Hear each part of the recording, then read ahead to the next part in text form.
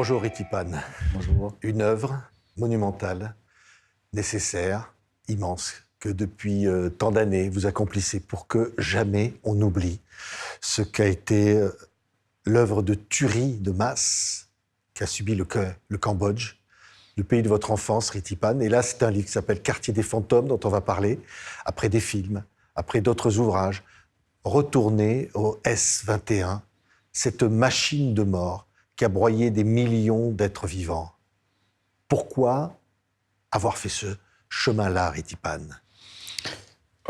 J'ai toujours dit, voilà, je préfère dire le travail de mémoire qu'un devoir de mémoire, quoi.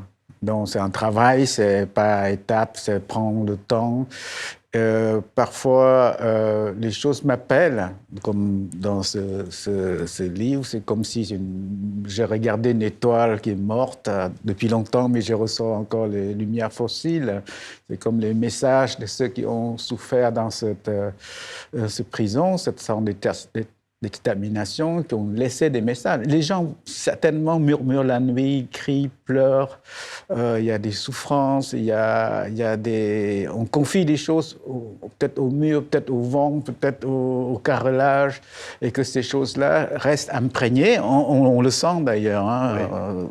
Une atmosphère assez lourde, et que voilà, c'est fait partie de ce que j'ai commencé de transmettre, aussi.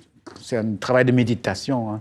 C'est aussi, oui, venir aussi. Et là, c'est vrai que je cite Ritipan des mots. Aujourd'hui encore, j'hésite à entrer dans chaque cellule.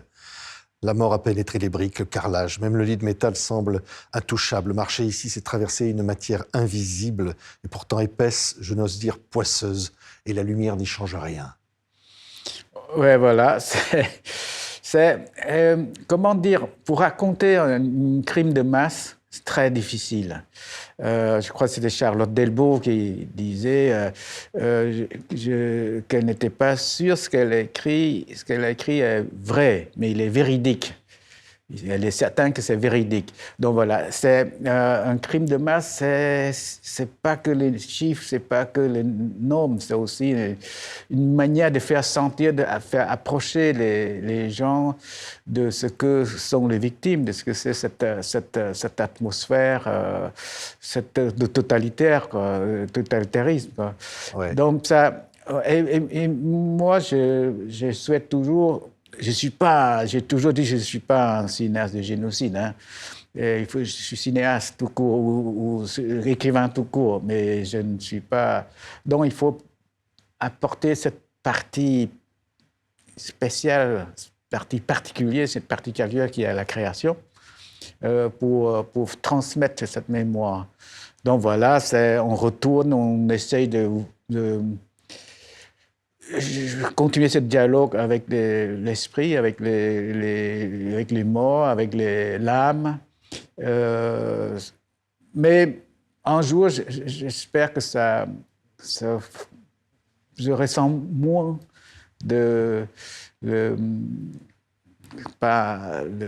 moins de faire écrire ou faire un film là-dessus. Mais je ne choisis pas. Quand les choses m'appellent, viennent à moi, j'y vais. Vous êtes entré dans S-21, c'est entrer dans un espace physique et mental, c'est entrer dans une réalité de mort avec son histoire et ses peurs. Pas de fausse présence virtuelle ou spectaculaire, comme c'est tentant aujourd'hui, peut-être y entrer aussi avec sa violence, qu'elle comprenne ce qu'il advient des fantômes. Et le titre du livre, c'est Quartier des fantômes. Ouais. Je pense que voilà, maintenant, c'est devenu un musée. Les gens viennent, un car arrive, dépose des gens pour 15 minutes, 1 heure et demie, puis ils repartent. Et moi, j'aimerais que les gens pensent à autre chose aussi, de saisir ce moment pour méditer aussi, pour voir aussi. Pourquoi on en est là? En fait, ça répète aujourd'hui encore, hein, parce qu'avant le Cambodge, ça existait, les crimes de masse, et maintenant, ça continue, et pire encore. Et puis, il y a des mots que ces prisonniers écrits sur le mur, que ces prisonniers ont laissés sur leur confession. ces mots-là, j'avais besoin de retrouver les graffitis, par exemple, sur les murs. Avant de mourir, on laisse un message, on laisse un nom, on laisse une adresse. Et voilà, j'ai besoin de ces mots pour réparer, quoi, pour réparer tout ce qui est cassé. C'est comme les objets des tasses ou des vases japonais qui est cassé, puis ils l'ont repéré avec de l'or. Les mettre les pièces ensemble, ça devient un autre objet poétique et salutaire. Oui, et on va voir des images, la bande-annonce de S21, La machine de mort, Khmer Rouge, un des films que vous avez réalisé, Tipan. Les bourreaux sont là aussi, dans ces murs. Oui. Vous les avez rencontrés, pour beaucoup d'entre eux. Malheureusement, on a besoin des bourreaux pour faire le travail de mémoire. Parce que ce que dit Van Nat, par exemple, un des peintres survivants, maintenant il est décédé depuis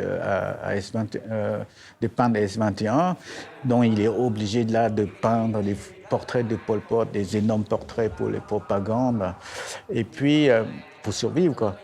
Et après la chute des Khmer Rouges, il a beaucoup peigné les scènes qu'il a vues où il a imaginé, mais sa hantise, c'était que les gens ne croient pas. Comme Primo Levi qui rentrait du camp sur les routes, déjà pas encore arrivé chez lui, sur les routes, il disait « Mais si je dois dire ce que j'ai vécu, les gens ne croiront pas. » Donc, voilà, donc on a besoin de validité, de validation des anciens bourreaux. On a besoin de les amener à faire aussi leur part de travail, des mémoires. Donc moi, j'ai rencontré des anciens gardes, j'ai rencontré Dodge, qui est le patron, le chef de ce S21, où quand même, on estime, avant on disait 13 000, maintenant on dit 17 000, pour moi peut-être plus de 20 000, et qui sont rentrés, que personne n'en sort, à part quelques dizaines que les Khmer Rouges gardent pour utiliser, c'est leur expression. Et que, voilà, c'est ce qui est important, c'est de montrer ce cheminement, quoi, cette intention génocidaire. De ce c'est tuer. C'est pas un tout petit crime, c'est pas une petite guerre à la frontière, quoi. C'est une intention, quoi. Et donc, c'est la déshumanisation, comment on extorque les aveux. Il y a tout est codifié. Donc, c'est un travail long, c'est un travail qui a besoin de patience et d'être humble, de ne pas en faire un spectacle.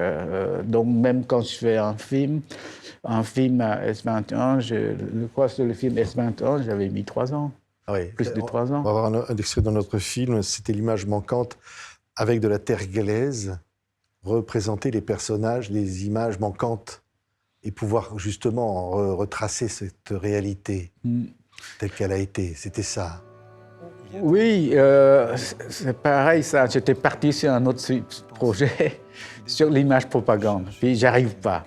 Et après, cette image de l'enfance, de ce temps de génocide khmer où je revienne sans cesse. Donc, et quand ça appelle, comme on appelle, quand cet appel vient, souvent il faut se poser et réfléchir pourquoi. Et bon, voilà, j'avais trouvé une idée comme ça, par hasard, de raconter. Parce que je n'arrive pas à faire la mise en scène avec les acteurs qui font semblant de mourir. Je suis pas Spielberg. Hein. Spielberg, il n'a pas vécu. C'est son histoire de sa communauté, ou ses grands-parents peut-être. Donc, il n'a pas vécu directement. Il a beaucoup plus de liberté que moi. En fait, ayant vécu cette période Khmer Rouge, j'ai moins de liberté. Donc j'arriverai pas à mettre en scène un acteur, une actrice mort de faim ou exécution, tout ça, quoi. J'arrive pas. Je pourrais pas filmer la chambre de gaz, quoi. Donc il fallait trouver un autre moyen. Et là, ça arrive avec cette histoire de glace qui, comme j'étais enfant, on fabrique tout sur un raconte l'histoire. C'est pas maintenant des jeux électroniques. Hein, on fait notre petite figurine puis on raconte l'histoire, quoi.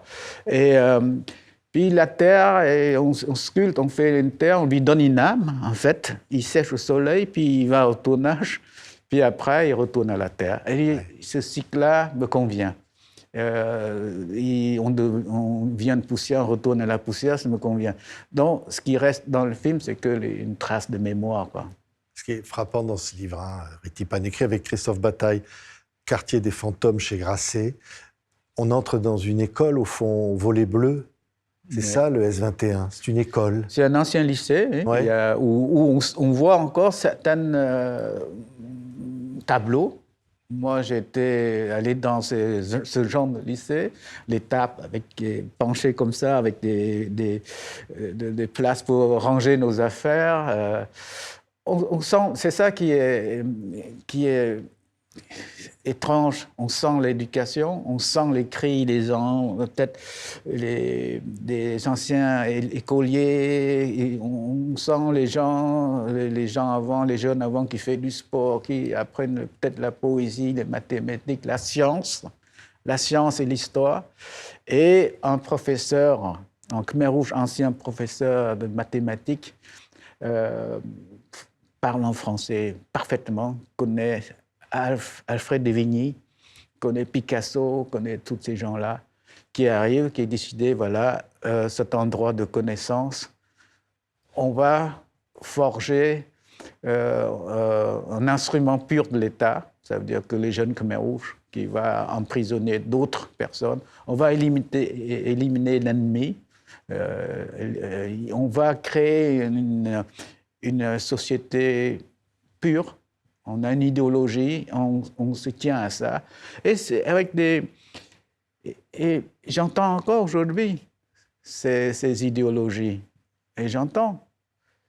Et ça répète. Et tant que ça répète, je pense que le travail de tout le monde, donc de cinéaste, de l'artiste, de metteur en scène, d'écrivain, c'est aussi de dire... Moi, j'étais très proche du mal. Et je cherche le moyen de raconter du bien. Est-ce que les gens veulent bien me consacrer 2 ou 3 heures de réfléchir ensemble? Parfois, j'arrive pas à trouver des mots pour raconter du bien. Qu'est-ce que c'est le bien?